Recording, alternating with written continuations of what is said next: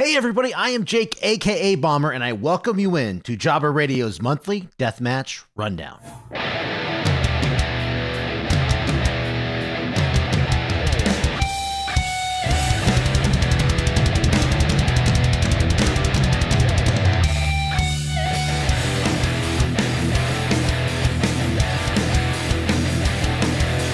In this video, I'm going to be sharing with you several different things that took place in June 2023 inside the deathmatch world of professional wrestling. I'm talking anything from 5 must-see death matches that you better not skip over to a look back into the Deathmatch Archives. One of the biggest deathmatch tournaments of the year took place in Atlantic City this month, so we're going to see who survived when it was all said and done. And when it comes to those deathmatch championships, I have you covered in recapping each and every title match from the month. Now, let's get this bad boy started with the Jesus Christ spot of the month. Clean My Wounds was an event held by Circle 6 in Chicago, and while it wasn't streamed or available anywhere yet, we saw lots of footage on social media. During the match between Orin Veidt and Bobby Beverly, we saw boards exposed on the ring and a section missing. And between those beams on the ring laid a pane of glass. Now, I had to include this as the Jesus Christ spot of the month simply because of the precision these two had to pull this move off. Orin had Bobby up on his shoulders and sent him crashing down through the glass and the ring with an assault driver. I'm going to slow this down so you can see just how impressive this move actually was. Just a couple inches off, and Beverly may have been severely injured here. It was a scary spot, but they pulled it off perfectly. Now you see, these segments don't have to always be gross. The Bev and Orin Veidt takes this month Jesus Christ spot of the month. All right, now it's tournament time. We are headed to Game Changer Wrestling, Atlantic City, the Showboat. We are not at the Carousel Room. That is long gone, apparently. We are now in a new little venue they have there, the Terminal. We are talking one of the biggest deathmatch tournaments of the year, Tournament of Survival 8. First time with 12 competitors. You know what? That's enough. Let's just get right into it. For the first time in Tournament of Survival history, 12 competitors would do their best to survive 3 rounds of ultra violence to see who would take home the TOS trophy. In round number 1, IWS Canadian champion Green Phantom entered the tournament to take on one of GCW's best tag teams, both Ciclope and Muero Extremo. Now, this would be triple threat action, so only one man would advance. Now, as you would expect, Green Phantom was double teamed early on, but it wouldn't last forever. After a vicious chair shot from Extremo, he would pick Phantom up, but it looked like maybe his knees buckled right here. I don't know, something happened. He told the ref something and then headed straight to the back. Maybe he suffered an injury, I'm not sure. All I do know is he did not return to this match. The TOS 3 winner, Ciclope, would go on to dish out punishment with a senton onto glass and then later a frog splash onto a pane of glass to score the victory and move on to round number 2. In match number 2, the bad boy Joey Janela would have his hands full with 2 of Pro Wrestling Freedom stars, Tomoyo Hirata and Toto Suguda. This ended up being a very hard-hitting and sometimes a high-flying contest, which saw several back-and-forth combinations, as well as a creative Tower of Doom. Joey almost took the win with this double stomp, but it would be Suguda who would steal the win with this headlock takeover pin combination. Oh, and by the way, long hair in barbed wire is just never a good idea. In the next match, El Desperado entered TOS easily the best dressed, but he would have to take on John Wayne Murdoch and Matt Tremont, 2 favorites to win the whole tournament. Murdoch would do Murdoch things here and start to rip apart the mask of El Desperado. The shocker here was Tremont joined in on driving broken light tubes into his head.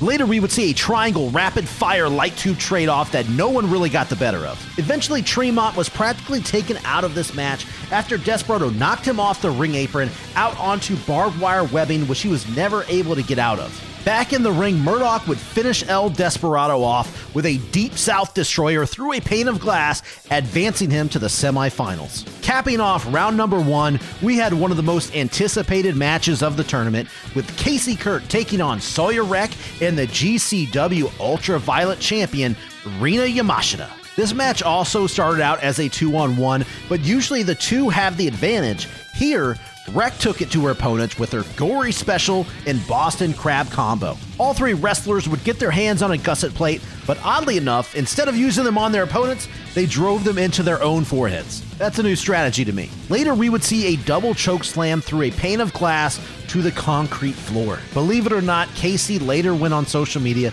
and said that she did not suffer a concussion there. She continued the match, smashing Wreck with a chair strapped with light tubes, only to take the Splash Mountain Bomb onto Sawyer Wreck. After that, Yamashita would pin both of her opponents at the same time, advancing to round number 2. In round number 2, John Wayne Murdoch and Cyclope kicked off things by trading light tube bundle shots. This match featured a weed whacker, which Murdoch took twice to the stomach and once to the head, which may have been the first time I've ever seen that. Murdoch would later steal Cyclope's headphones to hit a Deep South Destroyer through a barbed wire door, but Cyclope jumped up straight to his feet, feeling that adrenaline.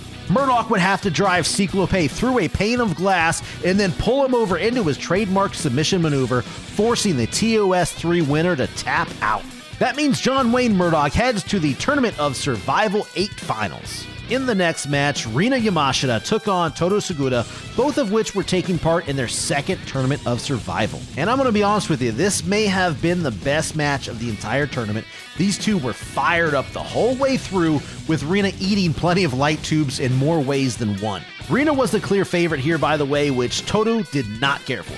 As much as he seemed to bully her in this match, Rina was able to finally hit that Splash Mountain Bomb to pin him in the end. So that is it. Rina Yamashita advances to take on John Wayne Murdoch in the finals. And that match would be the very next on the show. We had light tubes surrounding the ring as these two went to war. Using the advantage of rest, the Duke of Hardcore was able to control most of this finals contest. It seemed no matter what he did though, whether it was a stump puller pile driver or rapid fire light tube shots, Rina just would not stay down. Now you would think Rina tossing Murdoch off of a scaffold through a pane of glass, followed by her frog splash, would end the match, but no, Murdoch would kick out at 1.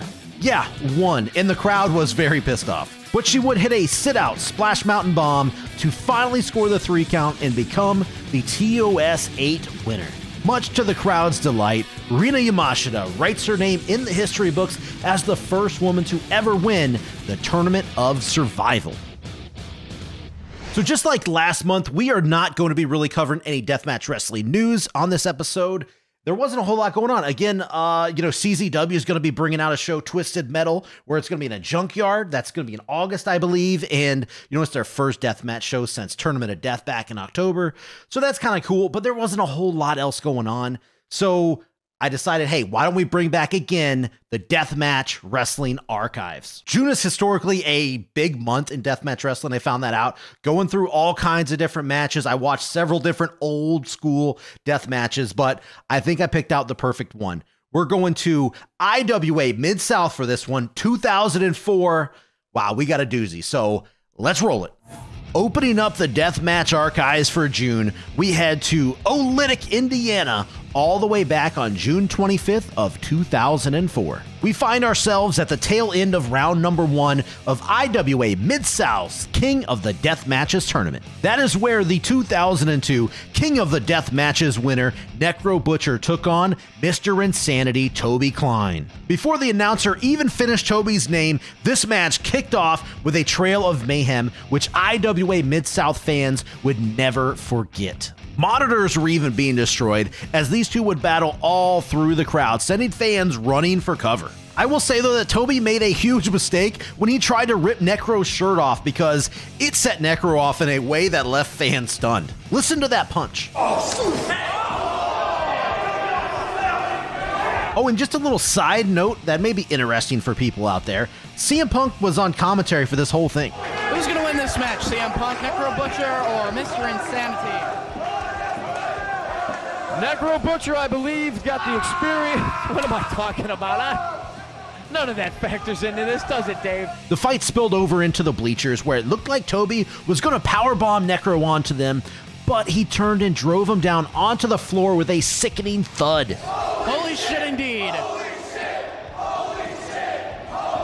If super stiff punches weren't enough to deliver several concussions, these headbutts should have done the job. And I bet you did not see this one coming. Toby Klein flipped over the top rope for a sunset flip to the floor, but Necro Butcher countered with a Hurricane Rana. And how did Necro follow that up?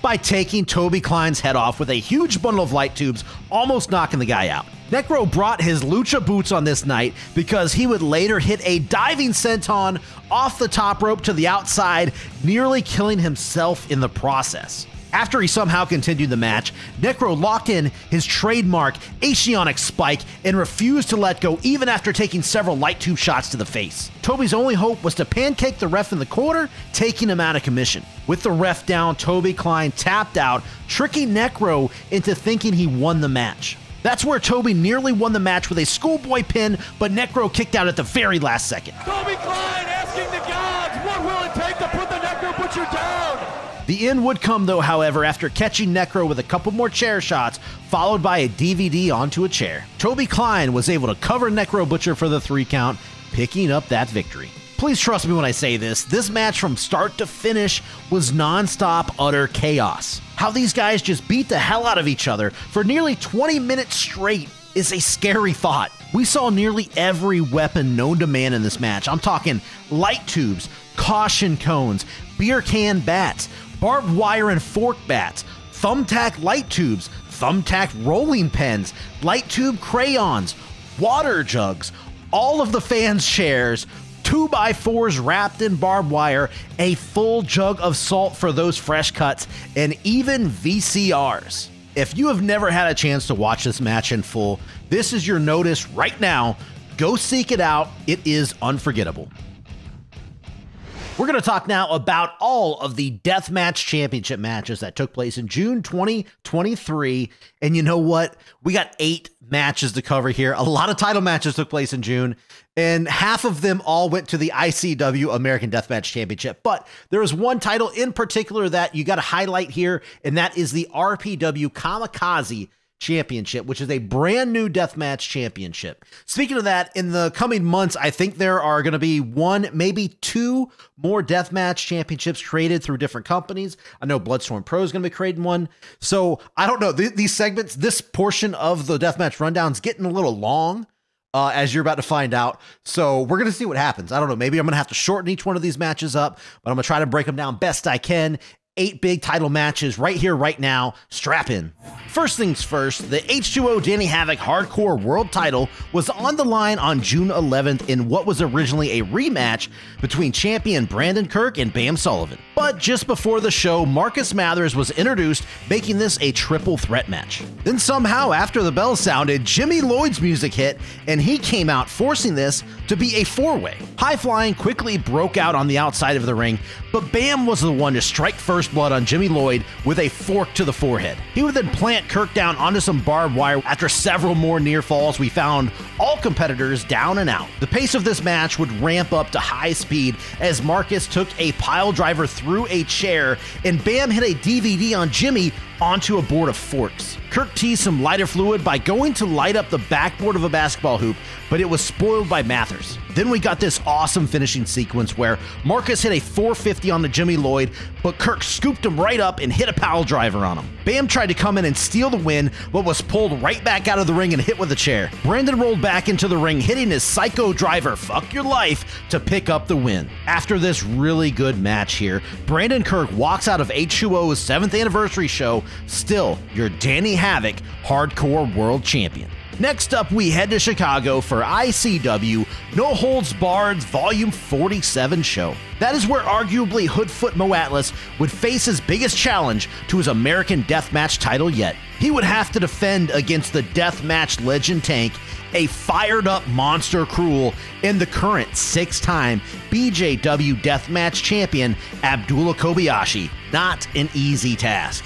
This ended up being a wild brawl, seeing all 4 of these men battle all over Berwyn Eagles here. At one point, Hoodfoot drives a gusset plate into the chest of Cruel, and I love photographer Stepstool Sarah's reaction as he pulls it out and he keeps slamming it into his own chest. Meanwhile, in the ring, Tank would stick a fork into the forehead of Kobayashi.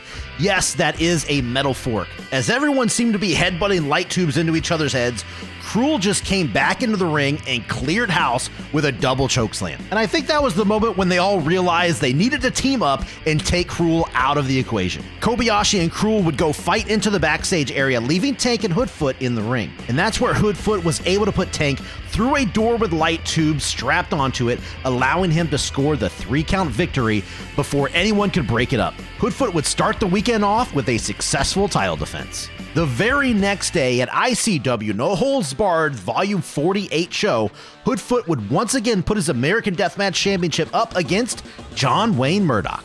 This match would break their tie against each other. After 7 matches in their career against one another, they came into this with 3 wins apiece. Somebody was going to walk away with the advantage. Just in the first 2 minutes of this match, these two used at least a couple of cases of light tubes on one another, wasting absolutely no time. Like in their previous encounters, John Wayne Murdoch took full control of this match early on. He had Hoodfoot on the ropes, or on the chains in this case. We even saw a relatively rare flying elbow from Murdoch driving the champ down through a door. Hoodfoot did start to turn things around though, with a back body drop onto a pane of glass, which was laying across a full box of light tubes. But not long after that, we saw Circle 6's Atticus and Otis Kogar running through the crowd and briefly run into the ring, throwing what I assume were Circle 6 flyers into the air. I'm not sure exactly what it was. Both Hoodfoot and Murdoch chased them out of the arena, as well as some other wrestlers like Cruel, and even commentator Struggles got in on the chase. With the fans pretty much shocked and a little confused by what they just saw, Murdoch and Hoodfoot would have to re-jumpstart this match, firing everybody up. It looked like they were going to be trading some more light tube shots, but the champ went absolutely ballistic and destroyed Murdoch with them all. He then hit his backdrop driver, followed by his clothesline to the back of the head to knock Murdoch out cold. Hoodfoot picked up the 3-count victory and remains your ICW American Deathmatch World Champion,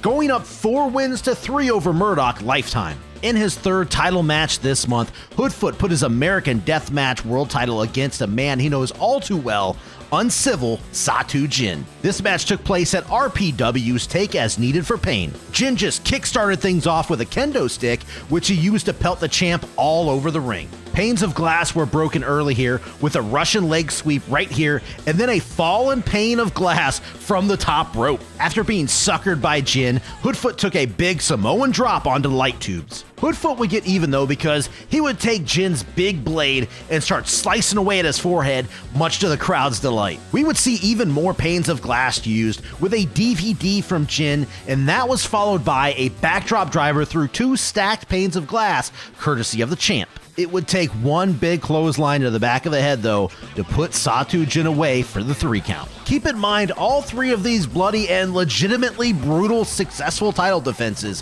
happened over 1 weekend in June. But Hoodfoot had one more title defense in June, and that would be at ICW No Holds Barred's Pit Fighter X17 event on June 30th. With only 1 loss inside the chains, the ultra-violent enforcer Bobby Beverly was looking like a serious threat, leaving Tennessee with the American Deathmatch World Championship. This match would end up being a slow brawl round the cage, with each competitor using every weapon they could get their hands on. After getting the blood flowing with trading gusset plates, Hoodfoot drove 1 more plate into the arm of Beverly. He would then grab a bottle of what looked like rubbing alcohol and poured it onto the Bev's fresh cuts. I don't know about you, but I just saw him tap out. There was some back and forth brawling until Beverly drove Hoodfoot through a door with a suplex. A beautifully designed pane of glass was brought into the ring, which Hoodfoot of course drove the challenger through with a rotating brainbuster. That right there would be all she wrote, as Hoodfoot picked up, seemingly and also kind of surprisingly, an easy victory. That would be 4 successful title defenses in total this month, and I'd call that a pretty good month for Hoodfoot. On June 24th at XPW's problematic event, Schlack would put his King of the Death Matches championship on the line against British top team's Big Lou Nixon. Schlack tried to score several quick pinfall attempts, but with no luck, and maybe that would have been the best thing for Nixon, because he would be creamed with tons and tons of just wild light tube shots throughout this match. It did look like he got a couple payback shots though with his lethal kicks. There would be several scary moments in this match, just like the Samoan drop just deleting this chair with light tubes on top of it. Somehow nobody lost an eye with this right here. There was also this table set up at ringside which just wouldn't seem to break. The carnage would mercifully come to an end though, when Schlack just chucked a bunch of light tubes at Lou before clotheslining him to get the win. It definitely wasn't pretty, but they don't call him the human meat grinder for nothing. Schlack leaves problematic still the XPW King of the Death Matches champion. Heading back to RPW's Take As Needed for Pain show, we saw Randy West putting her Rust Belt Championship on the line against the Carnivore, Remington Roar.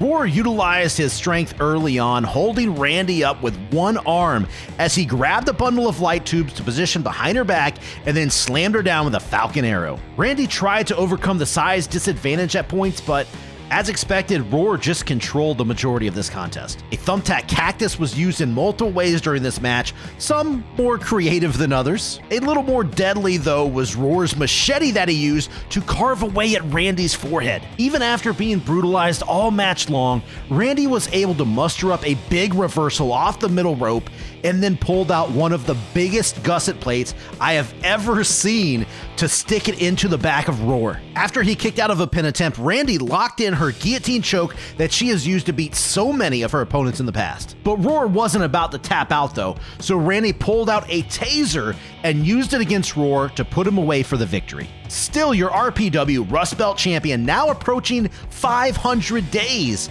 We're talking about Randy West. Also taking place on that RPW show, we saw a brand new deathmatch title lineage begin, the RPW Kamikaze Championship. This title is meant to be defended anywhere in the world in any company to symbolize deathmatch excellence. And to crown that inaugural champion, we saw Mickey Knuckles take on Reed Bentley and Schwartzy in triple threat action. These three had a good back and forth match, seeing plenty of low blows and yes, anal plugging. Not sure if I can even say that, but either way, there was one thing that I noticed was Reed Bentley seemed to be favoring his arm the whole match, so I hope he's all right there. Whatever he had going on, it did not stop him from hitting a Pepsi plunge onto Schwartzy through light tubes. Mickey had to come in and break that up, saving the match. Schwartzy locked in his figure four leg lock onto Mickey, trying to secure that win, but Reed came in to break that up with that brutal kick into some tubes. Then just a little bit later, Mickey landed her trademark pump handle slam onto Schwartzy, which many thought would be the end, and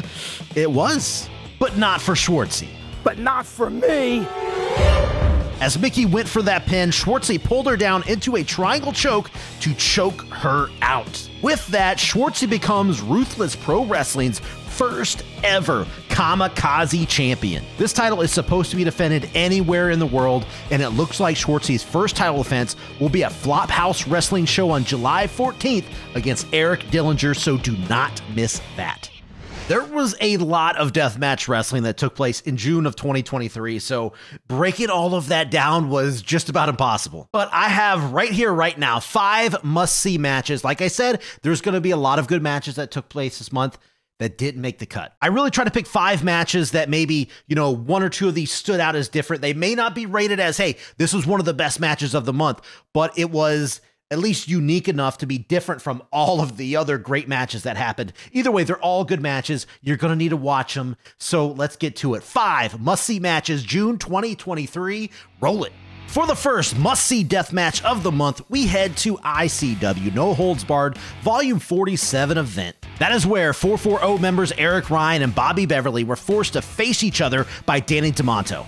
To ensure that they actually fought each other here, before the match, Danny told them whoever wins this match would be the #1 contender to Hoodfoot's title in Tennessee at the end of the month. This match was relatively short, but very violent and very fast-paced. Now, we've seen these guys fight before in the past, and sometimes they even brought out the finger poke of doom, but here they fought with a real purpose. From the very get-go, the Bev blindsided Ryan with a crossbody. And knowing each other's styles, we saw plenty of counters and reversals. And what we also saw plenty of was light tubes. Ryan pulverized Beverly early on, punching and smashing and kicking light tubes into the face and head of his buddy. Even sleeper holds had light tubes being used here. As the match went on, Eric Ryan seemed to get into a rush, trying to end the match as quickly as possible, and in the end, that cost him. Beverly reversed a whip into some corner light tubes and then rolled him up after a DDT, picking up the win. Again, this match is on the short side, but still worth every single minute of your time.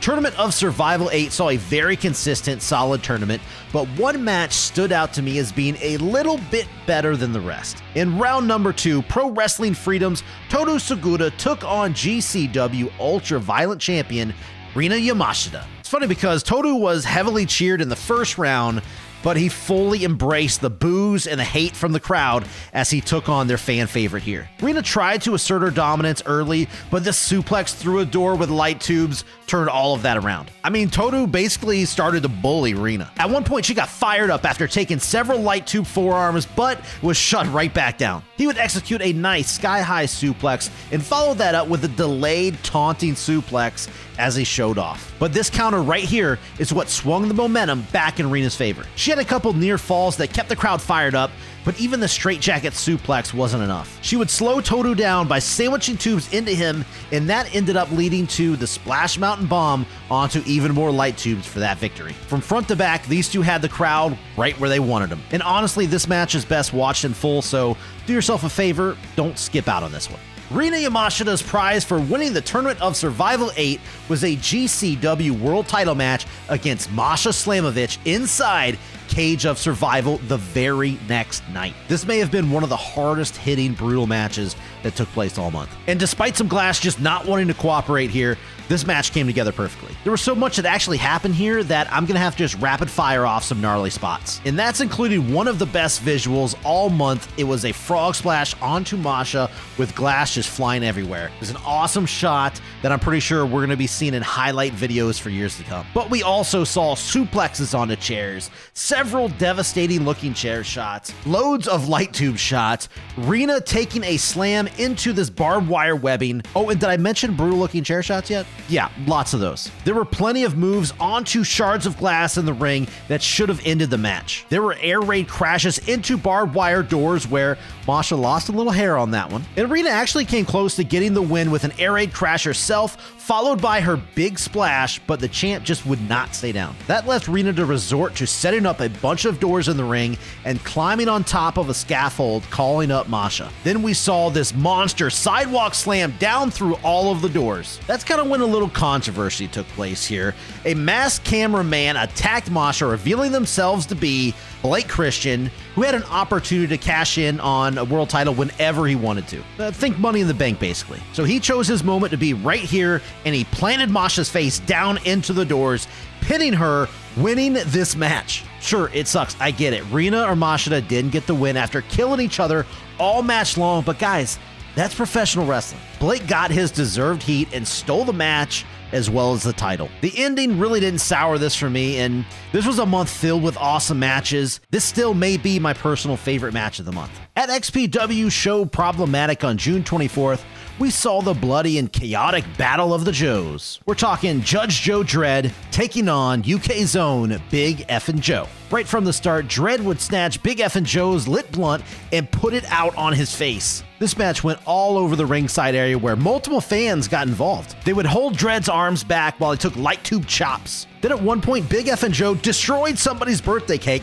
by slamming it into a fan's face, and all I gotta say is I hope that was at least the birthday boy. This fight went beyond the barricade, or I guess I should say through the barricades as well. All through this match, you could just see Big Effin' Joe looked like he was having a blast. We even got a little shopping cart action in this one. Dredd would eventually get some offense in when he used his gavel to smash light tubes over the head and back of his opponent. He would also land a nice looking clothesline on the ring apron after shoving some tubes down Big Joe's shirt. Big Joe did get a little payback with this nut shot though. As the fight went back outside of the ring, Big Effin' Joe smashed some light tubes over the back of Dredd and then proceeded to zip tie his neck to the ring post. With Dredd unable to move or defend himself, Big Effin' Joe went to town, smashing everything left around ringside over his head and back. Left with no choice, the ref would have to step in, call the match off, giving the win to Big Effin' Joe via stoppage. The onslaught just completely tore up the back and neck of Judge Joe Dredd, with blood covering his entire body. It was a creative and bloody finish, and when you add that into the chaotic and fun energy throughout this match,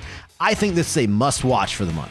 700 light tubes. To celebrate 7 effing years of H2O, Matt Tremont went to war with Neil Diamond Cutter in a match for the history books. I don't know if we're ever going to see anything like this again. I mean, just look at the ring, look at all those light tubes. It started off with these guys breaking tubes over their own heads and quickly ramped up with them slamming each other through just solid walls of light tubes. This would be a steady, non-stop assault of smashing light tubes, being body slammed onto light tubes, being head-butted with light tubes, diving onto their opponent with light tubes, being power bombed onto light tubes, being speared into light tubes, and folks, that is just the half of it. A scary amount of these light tubes were used as direct headshots. There was a back and forth trade exchange here that lasted for several minutes, but it had to feel like hours to these guys. Tremont and Neal fought out onto the ring apron where both men went crashing down through what had to be hundreds of light tubes with a big Russian leg sweep. It's just absolutely insane. Somehow they answer the 10 count to keep the match going. Neal took one of the sickest Urinages probably ever delivered,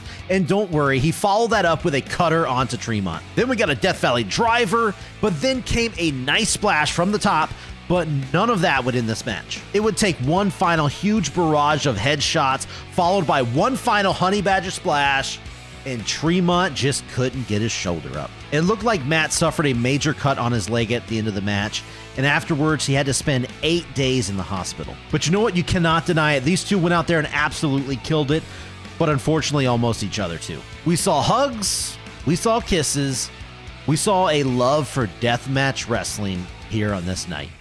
That is it, guys. 5 must-see matches. Again, there were so many other good matches this month. I hate that, like, you know, I can't make this video 2 hours long. I almost would if I could, if it didn't kill me. But yes, so many good matches for June. I think July is going to be absolutely stacked as well. So we got a lot of good content, a lot of good matches. You need to go support all of these companies. Go support all of the wrestlers out there.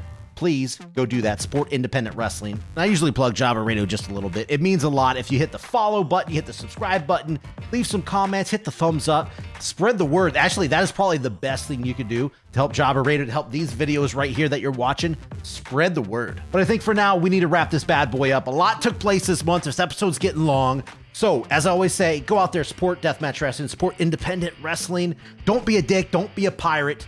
Support the ones that do what we all love. Thank you, everybody.